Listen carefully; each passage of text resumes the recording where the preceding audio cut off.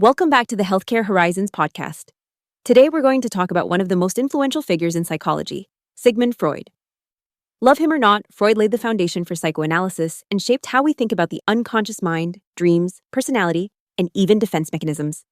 Let's walk through his main ideas together, and I'll do my best to make them clear and concise. So first, why is Freud important?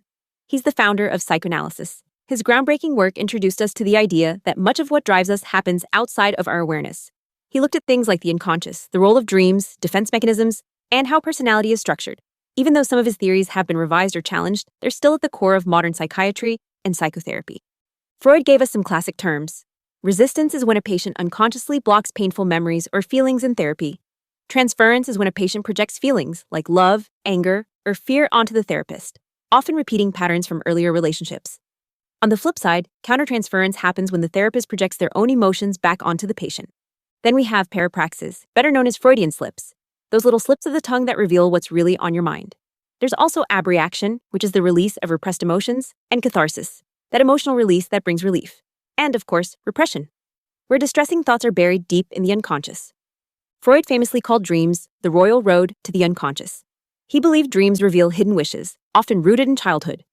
Dreams have two parts: the manifest content, which is what you remember, and the latent content, which is the hidden unconscious meaning. Dreams go through what Freud called dream work. This includes mechanisms like condensation, where multiple impulses get merged into one image, displacement, where emotions get shifted to a safer object, and symbolic representation, where something innocent, like a train or a house, stands for something deeper. He also distinguished between the illogical, nonsensical primary process and the more rational, story-like secondary revision that makes dreams closer to waking life. Freud described the mind in layers with his topographical model: the conscious, the preconscious, and the unconscious. The conscious is what you're aware of, the preconscious is what you can recall with effort, and the unconscious is where hidden wishes and conflicts reside. Therapy's goal, in Freud's view, was to bring unconscious material into words and insight.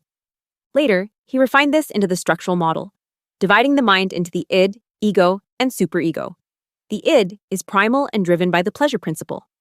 The ego mediates between the id, the superego, and reality, following the reality principle. The superego is our moral conscience, shaped by parental and societal values. Freud also believed we're motivated by drives.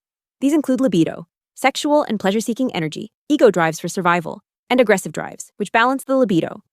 He explained behavior through the pleasure principle, the push for immediate gratification, and the reality principle, which develops later and teaches us to wait and act appropriately. Freud also explored narcissism, where libido is directed inward rather than toward others. He described primary narcissism in infants, where all energy is focused on the self before it shifts to objects like the mother. Later, trauma or loss can cause a return to secondary narcissism, where energy regresses back to the self, sometimes leading to grandiosity or poor reality testing. The ego, in Freud's view, had several jobs: controlling instincts, judging consequences, distinguishing fantasy from reality, adapting to the external world, and forming satisfying relationships. To protect itself from anxiety, the ego developed defense mechanisms. These range from primitive to mature. Primitive defenses include denial, distortion, and projection. Immature defenses include acting out, regression, passive aggression, and somatization. Neurotic defenses include displacement, intellectualization, rationalization, repression, and reaction formation. Finally, mature defenses include altruism, anticipation, humor, sublimation, and suppression.